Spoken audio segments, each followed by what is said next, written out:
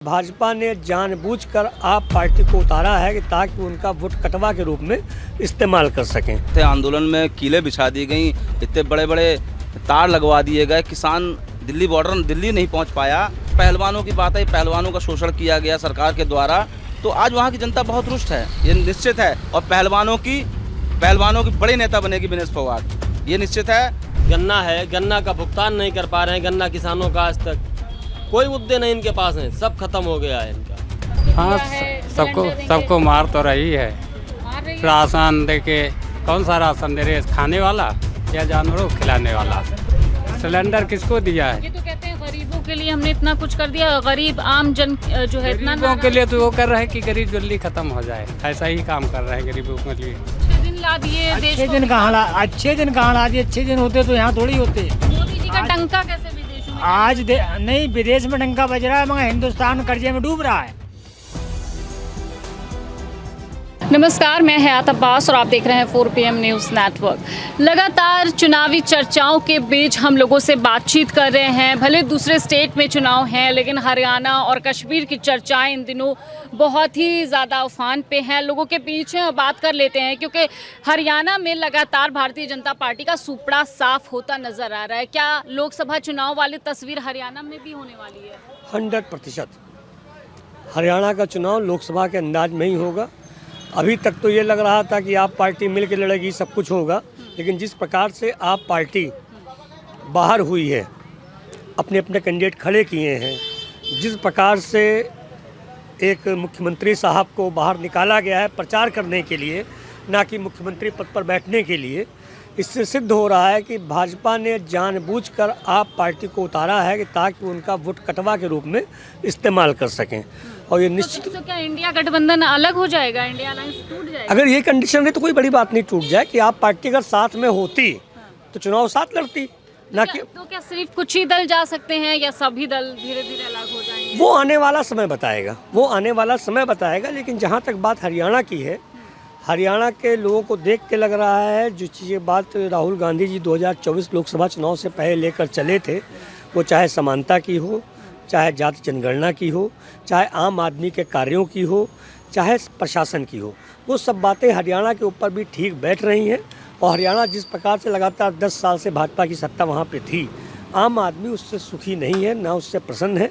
और ईश्वर चाहेगा तो जिस हिसाब से कांग्रेस वहाँ चुनाव लड़ रही है, तो वोट बैंक निश्चित रूप से पूर्ण बहुमत की सरकार नहीं जा रही, 60+ मारेंगे वहाँ पर। सर कह रहे हैं पूर्ण बहुमत से कांग्रेस की सरकार हरियाणा में आएगी। मुद्दे क्या थे और क्या लोगों के बीच चर्चाएं चल रही हैं हरियाणा चुनाव को लेकर?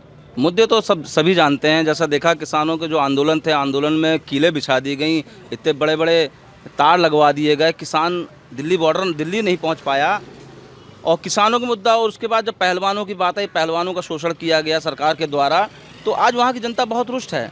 और जनता अपना काम कर रही है, और जनता करके दिखा देगी कि इस निकम्मी सरकार को भगा के और वहाँ पे नई सरकार कांग्रेस की बनने जा रही है, इसमें कोई दो राय नहीं है। महिला पहलवानों की बात करूं, लगातार जितने भी पहलवान थे वो सारे दिल्ली में धरना प्रदर्शन कर रहे थे, फिर वो मैदान में उतरे हरियाणा में, इसका कितना असर पड़ेगा? इसका पूरा असर पड़ेगा। आज जिन पहलवानों की जो बेइज्जती की गई, उनके आंदोलन को उनको घसीट के फेंका गया, पुलिस द्वारा, प्रशासन द्वारा फेंका गया, आज वही विनेश फोगाट बैठेगी विधानसभा में और बैठ के वहाँ से दहाड़ेगी।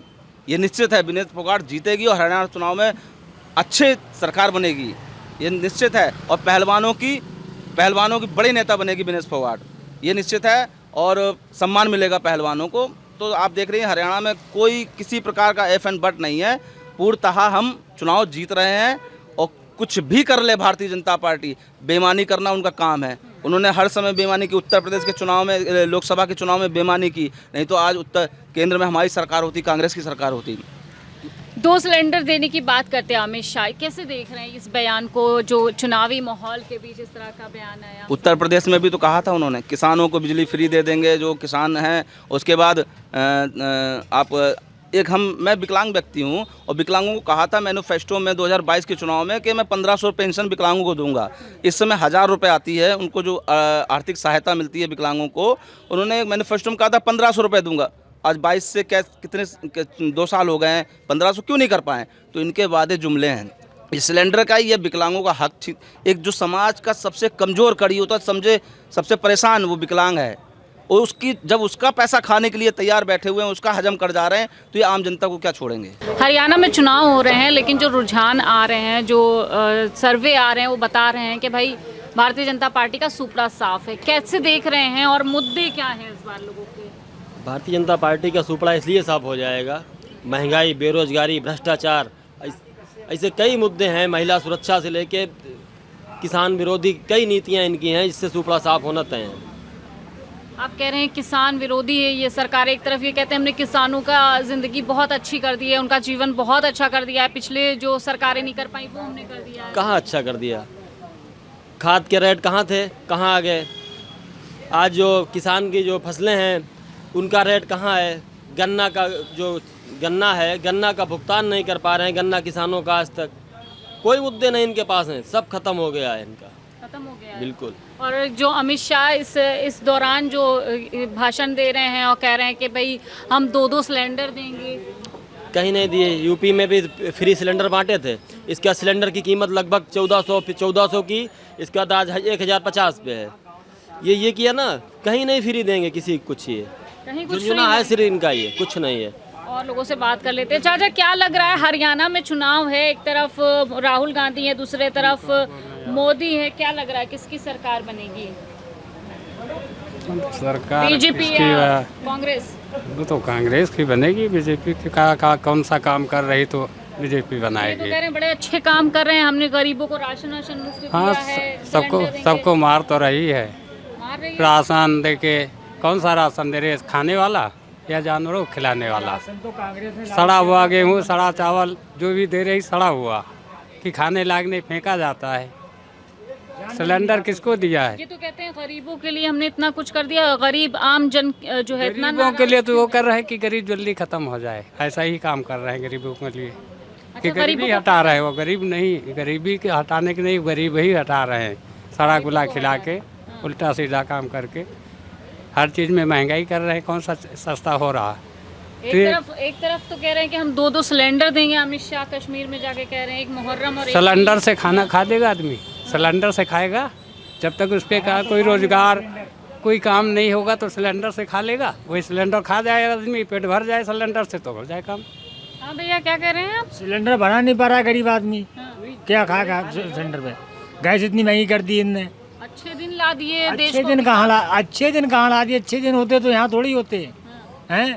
तो मोदी जी का डंका कैसे विदेशों में? आज नहीं, विदेश में डंका बज रहा है, मगर हिंदुस्तान कर्जे में डूब रहा है, वो विदेश में डंका बजा रहे हैं। इतना तो कर्जे में कभी नहीं हुआ था, कांग्रेस रही सरकार, कांग्रेस की भी रही थी, इतना कर्ज में कभी नहीं हुई। इमरजेंसी में उनने डॉक्टर मनमोहन सिंह ने कर्ज 3,000 करोड़ कर्ज लिया था विदेश से, आज तो 40,000 से ऊपर पहुंच रहा है। ये तो कह रहे हैं भाई अच्छे दिन ला दिए हमने और गरीबों के लिए हमने ये सब कुछ किया है। अच्छे दिन लेके नहीं आए, ये अच्छे दिन जो थे हम लोगों के वो इनने अंधेरे में रख दिए ले जाके। अच्छा, हाँ, जो अच्छे दिन थे हमारे, कांग्रेस सरकार थी और भी सरकारें रहीं, मगर जब से ये बीजेपी आई 10 साल में, इनने हम लोगों को अंधेरे में कर दिया ये है। तो कहते हैं हमने 10 सालों में वो किया है जो पिछली कांग्रेस 70 सालों में नहीं कर। कहीं अस्पताल में चले जाओ, 1 रुपए का पर्चा था, आज वो 400 रुपये फीस है, 400 रुपये पर्चा बन रहा है। सरकारी हॉस्पिटल का ये हाल है, सरकारी अस्पताल सरकारी में? अस्पताल का इंदिरा गांधी प्रतिष्ठान सरकारी है, 400 रुपये का पर्चा बन रहा है वहाँ, और 15 दिन का पर्चा है, 16वें दिन जाओगे 400 रुपये फिर जमा करो। देखिए भारतीय जनता पार्टी की किस तरह से ग्राउंड लेवल पे किस तरह से हकीकत खुल रही है, क्योंकि ये जो भ्रष्टाचार की कहानियां हैं वो लोग भी अब बयान करने लगे हैं, कितनी महंगाई बढ़ रही है, कितनी बेरोजगारी बढ़ रही है, लेकिन सरकार इन सबको छोड़कर सिर्फ धर्म और जाति विशेष पर बात करना चाहती है। और शायद यही वजह है जो लोगों की नाराज़गी भारतीय जनता पार्टी सरकार के लिए लगातार बढ़ती जा रही है। फिलहाल तमाम अपडेट के लिए 4PM देखते रहिए। कैमरा पर्सन सत्यनारायण के साथ में हयात अब्बास, 4PM न्यूज़ नेटवर्क।